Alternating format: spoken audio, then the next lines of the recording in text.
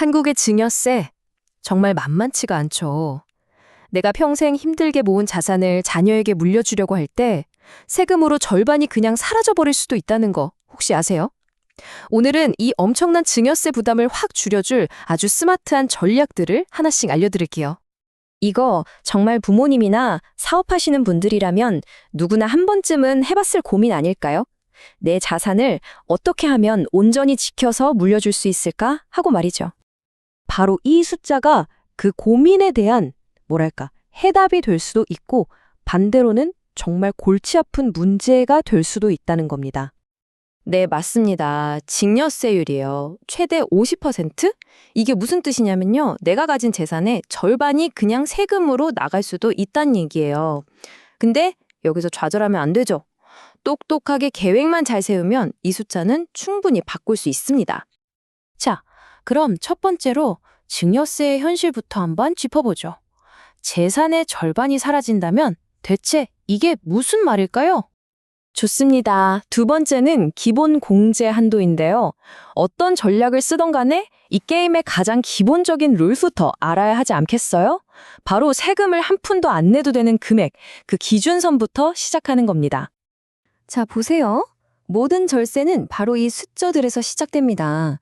10년마다 배우자한테는 6억 원, 그리고 성인 자녀에게는 5천만 원까지는 세금이 없다는 거예요.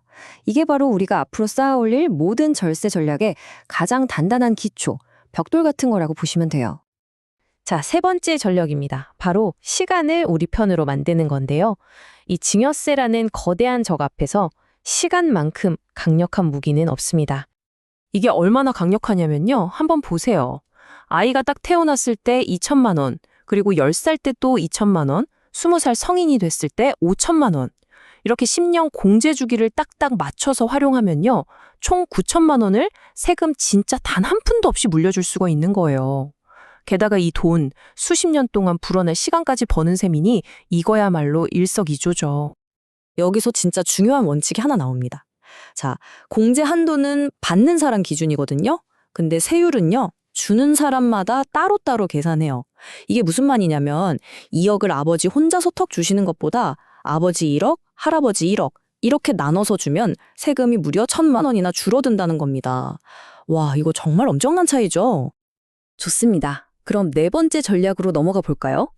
이제 단순히 돈을 나눠서 주는 걸 넘어서 무엇을, 그리고 언제 주느냐, 이 타이밍의 문제로 들어가 보겠습니다.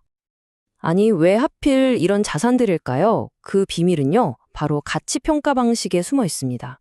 이런 자산들은요, 우리가 생각하는 실제 시장 가격이 아니라 기준시가나 공시지가처럼 훨씬 낮게 책정된 금액으로 세금을 매길 때가 많거든요. 그러니까 핵심은 뭐다? 가치가 막 오르기 전에 저평가됐을 때 미리 증여하는 겁니다. 맞습니다. 타이밍이 정말 모든 걸 결정해요. 특히 주식 같은 자산은요, 시장이 안 좋아서 가치가 뚝 떨어졌을 때, 그때가 바로 증여의 골든 타이밍인 거죠. 심지어 사업하시는 분들은요, 이 비상장 주식의 가치를 합법적으로 조절해서 증여하기에 가장 좋은 타이밍을 직접 만들어낼 수도 있습니다. 자, 다섯 번째입니다. 이제부터는 진짜 전문가들의 영역으로 들어가 볼게요. 부채와 법인을 활용해서 아예 세금 구조 자체를 확 바꾸는 그런 기술들입니다. 이것이 바로 부담부 증여라는 건데요. 마치 마술 같아요. 보세요. 10억짜리 건물에 대한 세금 폭탄 하나를 증여세 5억, 양도세 5억 이렇게 두 개의 작은 세금으로 쪼개는 효과가 있는 거죠. 보통 양도세율이 증여세율보다 낮기 때문에 전체적으로 내야 할 세금이 확 줄어드는 겁니다. 정말 똑똑한 방법이죠. 하지만 여기서 정말 중요한 주의사항이 하나 있습니다. 타이밍이 전부라고 말씀드렸죠? 만약에 증여 직전에 대출 때문에 은행에서 감정평가를 새로 받았다? 그럼 그 높은 금액이 세금 기준이 돼서 모든 계획이 숲으로 돌아갈 수 있어요. 그러니까 대출이랑 증여는 최소한 6개월 정도는 간격을 두는 게 안전합니다. 꼭 기억하세요. 자, 이건 어쩌면 오늘 이야기의 끝판왕일지도 모르겠습니다. 바로 창업자금 증여 특례라는 건데요. 말 그대로 정부가 우리 젊은이들 창업 좀 해라 하고 파격적으로 밀어주는 세금 혜택입니다. 이 차에 눈에 확 들어오시죠? 그냥 5억 원을 자녀에게 주면 세금이 8천만 원이나 나와요. 그런데 이 돈으로 사업해라 하고 창업 자금으로 중요하면 세금이 0원입니다. 네, 진짜로 한 푼도 없어요. 놀랍지 않나요? 이건요, 자산의 성격 자체를 바꾸는 기술이라고 할 수 있어요. 예를 들어, 공장 같은 거대한 부동산을 법인 앞으로 넘기는 거죠. 그럼 이건 더 이상 움직이기 힘든 딱딱한 건물이 아니에요. 그 대신 언제든지 잘게 쪼개서 조금씩 넘겨줄 수 있는 아주 유연한 주식이 되는 겁니다. 취득세나 등록세 부담도 적고 훨씬 다루기 쉬워지는 거죠. 자, 6번째, 마지막입니다. 이 모든 기술들을 관통하는 단 하나의 황금률, 최고의 절세 전략은 과연 무엇일까요?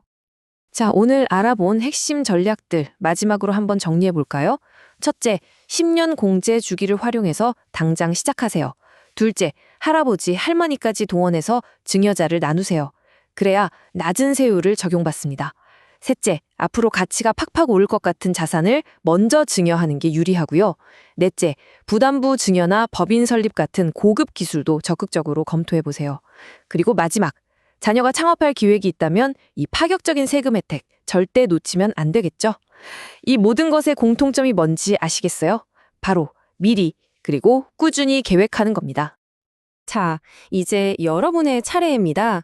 오늘 이 전략들을 알게 되셨는데 앞으로 90일 안에 우리 가족의 미래를 위해서 어떤 첫걸음을 떼실 건가요?